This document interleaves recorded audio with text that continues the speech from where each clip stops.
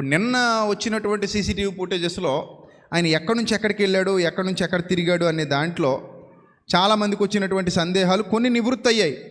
మనం మొదటి రోజు అడిగిన దానికంటే కొన్ని నివృత్తి అయ్యాయి. ఇక నిన్న వచ్చిన దాంట్లో కొత్త సందేహం ఒకటి వచ్చింది.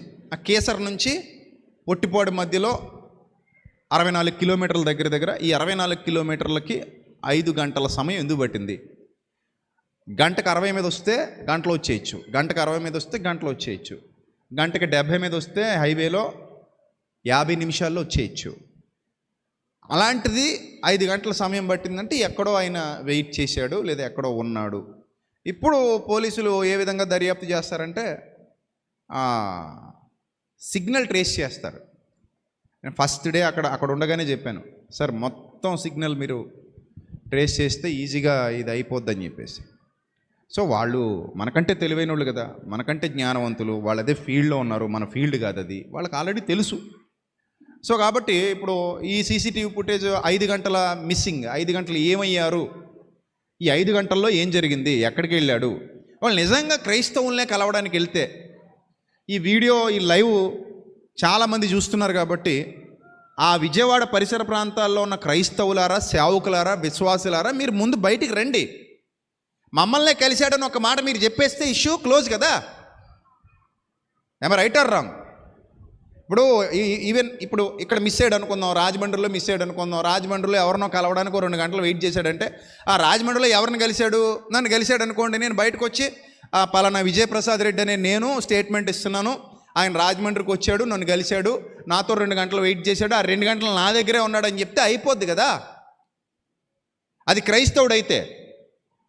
ఒకళ్ళ క్రైస్తవుడైతే, ఒకళ్ళ విశ్వాస అయితే, ఆయన అనుచరులైతే, లేదా ఆయన దగ్గర నేర్చుకునే పిల్లలైతే వాళ్ళకి చెప్పడానికి ఇబ్బంది ఏముంది? ప్రవీణ్ అన్న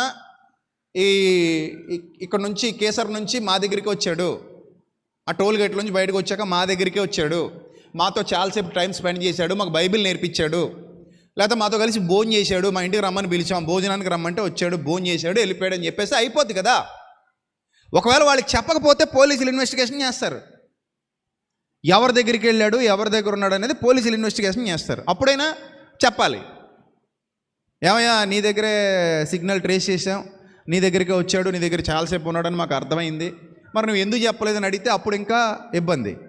చెప్పేయాలి. ఒకవేళ ఎవరైనా ఒకవేళ ఆయన ఎవరి దగ్గర 5 గంటలు ఉంటే, లేదు ఎవరి దగ్గరికి వెళ్ళలేదంటే ఏ క్రైస్తవుడు ఇంత ఇప్పుడు తెలియనోడు ఎవడో లేడు కదా.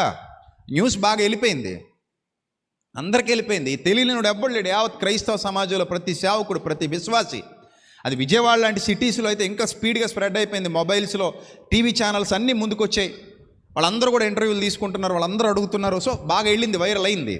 సో ఇప్పుడు అక్కడ ఎవరైనా ఒకవేళ వాళ్ళ దగ్గర ఏమైనా ఉంటే వాళ్ళు చెప్పాలి.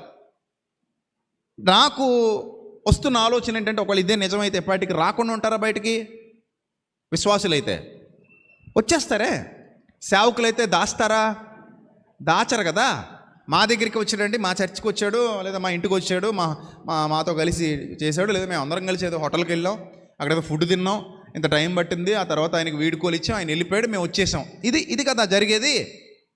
కానీ ఇంతవరకు ఆ ఇన్ఫర్మేషన్ రాలేదు అంటే ఈయన ఏదైనా పర్సనల్ పని మీద వెళ్ళాడా, ఎక్కడైనా ఆగాడా, లేకపోతే ఎవరైనా ఆపారా, అక్కడేమైనా మిస్టీరియస్గా ఏమైనా జరిగిందా, ఇది తేలాలి. ఇక్కడ ఈ 5 గంటలు అనేసరికి జనాల్లో వచ్చిన కొత్త డౌట్లు ఏంటంటే, అరే 5 గంటలు మిస్ అయ్యాడంటే అక్కడి నుంచి ట్రావెల్ చేసింది ఈయన కాదేమో, వేరే వ్యక్తి కానీ ట్రావెల్ చేశాడేమో ఆ డ్రెస్ వేసేసుకుని అని కొంతమంది డౌట్ పడుతున్నారు. ఎందుకంటే సీసీటీవీలో కూడా ఆ యాక్సిడెంట్ జరిగిన సీసీటీవీ కూడా నైట్ కాబట్టి క్లియర్ కనబడట్లేదు. సో ఇది విషయం. ఇప్పుడు నేను ఏం చెప్పదలుచుకున్నానంటే, సరే ఏదేమైనా ఫర్దర్గా ఇంకా టైం ఉంది కదా, మళ్ళీ వచ్చే వీక్లోనో రేపెల్లుండిలోనో మళ్ళీ ప్రెస్ మీట్ పెడతారు పోలీసులు, మళ్ళీ వాళ్ళ దగ్గర ఏదైనా సమాచారం ఉంటే మళ్ళీ తెలియజేస్తారు. వెయిట్ చేద్దాం. ఇది ఇంకా అయిపోలేదుగా. Case is not closed.